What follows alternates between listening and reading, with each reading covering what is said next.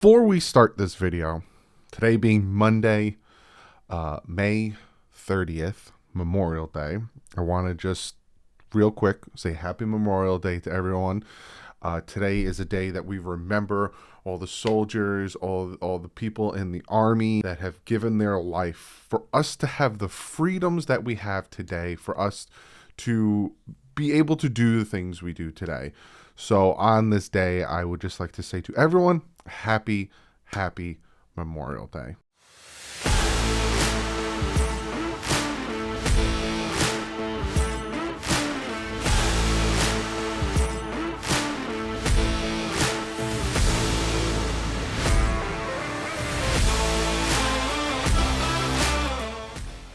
What is up, AFC East? I hope you guys are having a fantastic Memorial Day. Yes, today I'm going to be ranking the tight end position of the AFC East. But before we get into that, there's a signing that happened recently that's going to affect this position.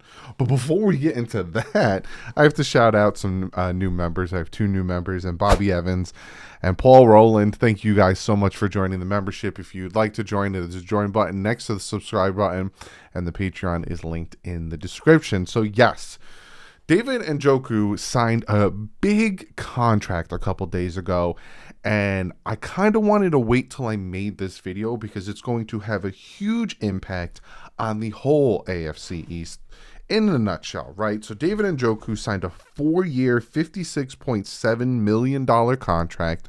$28 million is guaranteed, giving him roughly around $14.1 million a year.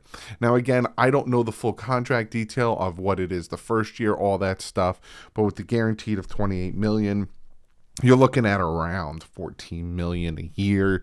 But that's probably different, and there's probably, escape clauses and all that good stuff.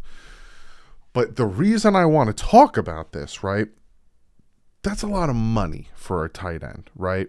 And he wasn't a bad tight end. His best year was 2018 when he had 639 yards and 4 touchdowns.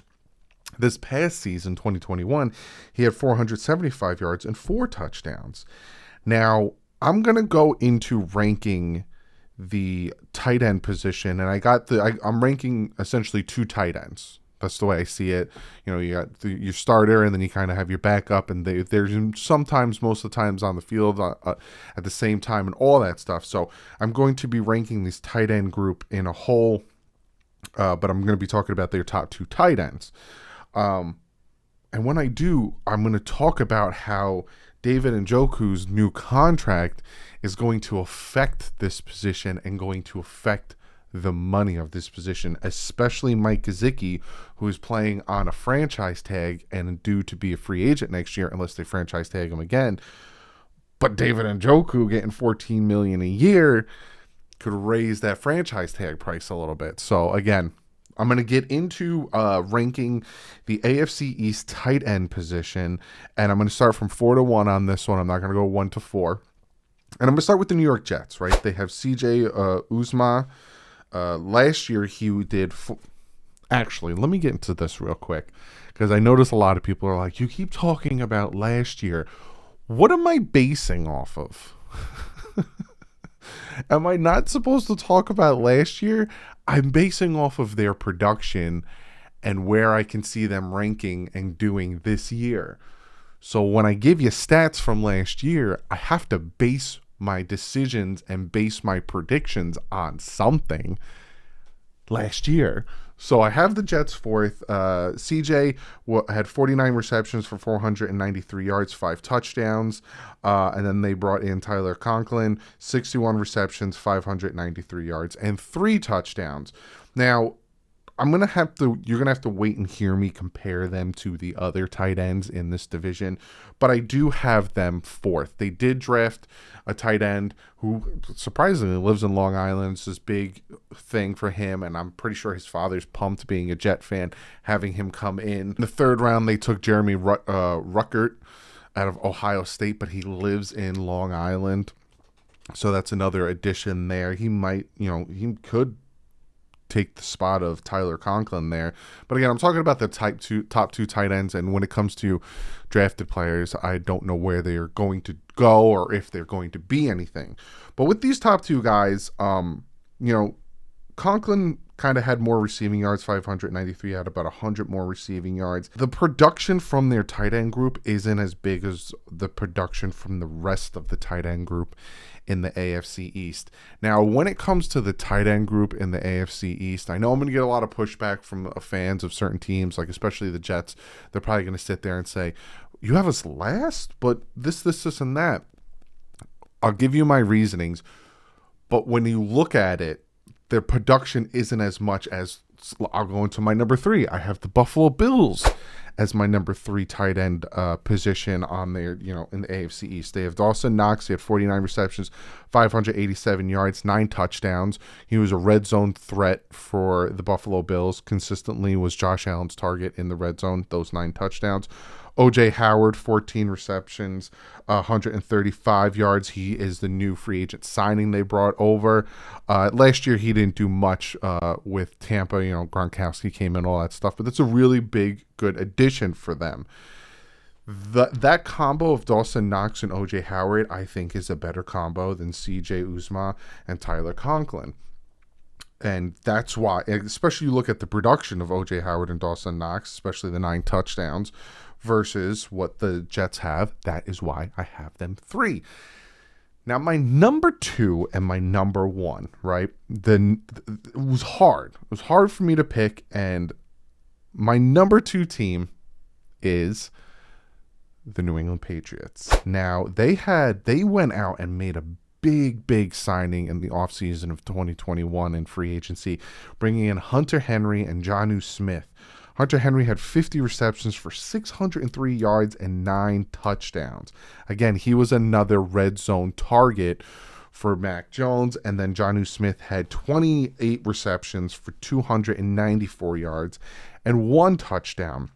Now, Hunter Henry was extremely productive for the Tennessee Titans.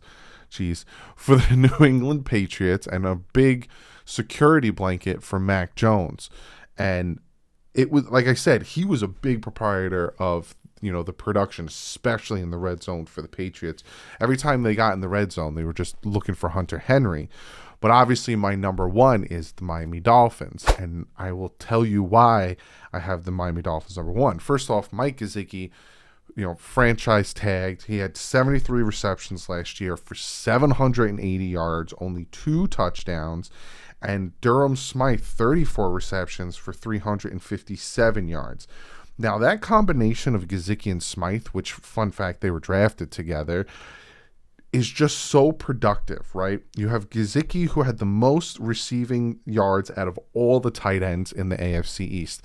That is one of the reasons I put him and especially this team's tight end group or position first, because of the production of Mike Gesicki and that 780 yards. Yes, you have Hunter Henry with the 9 touchdowns, and you have Dawson Knox with the 9 touchdowns, but I think that his production and the big play out of Gesicki and those 780 yards is what, from again, my opinion, you could say it's biased because obviously I'm a Dolphin fan, put them at number 1. And especially Durham Smythe, how well he's played and the way he gets into the field. 357 yards for the backup there. The only guy who had a better backup or 1-2 combination was the Jets. And again, I had them 4th, but that's because I think C.J. Uzomah and Tyler Conklin, their production doesn't even match to Mike Gesicki's. So that's where I had them. And it doesn't match to Dawson Knox or Hunter Henry. But Durham Smythe has more reception yards than Jonnu Smith and O.J. Howard again, but O.J. Howard was in a different situation. So that is why I have the Miami Dolphins at number 1. The production of Gesicki, the most receiving yards out of all the AFC East. And again, Dawson Knox, 9 touchdowns, Hunter Henry, 9 touchdowns is why I have those guys above the Jets. But comment below. If you feel differently, I want to hear it, especially if you're a Bills fan, a Patriots fan, a Jets fan. I want to hear it. Again, this is my opinion. It could change.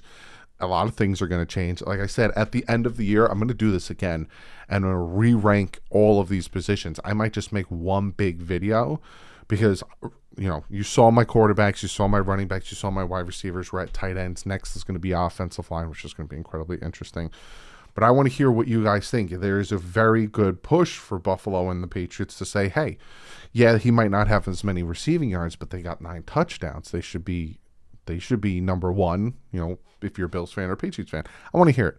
Comment below. Let me know what you guys think of my ranking. Now, I wanted to talk again about David Njoku, right? So you look at his production, his best year, 639 yards, right? Gesicki's best year was this past year, 780 yards.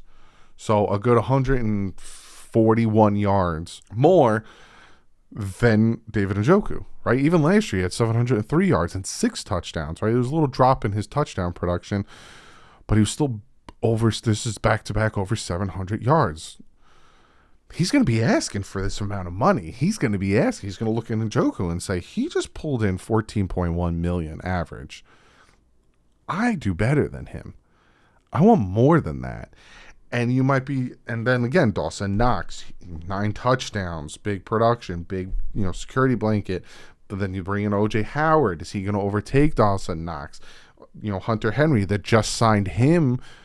But these guys might be looking at what David Njoku got and be like, we want that. And that is the biggest problem with this overpay of David Njoku. And it's the biggest problem of the overpay of the wide receivers in free agency. All of a sudden now all these wide receivers want this money, and all of these tight ends are going to want that David Njoku money. So it's going to be very interesting to watch and see how that all pans out. But like I said, comment below. Let me know what you think of this ranking. I will see you guys tomorrow. Tomorrow I got another special video. And then mandatory veteran minicamp is Wednesday and Thursday. I will be recapping that. But tomorrow I got a cool video for you guys. It's going to be fun. It's the whole NFL. Can check that out. So other than that, guys, like usual, stay classy. Happy Memorial Day. And fins up.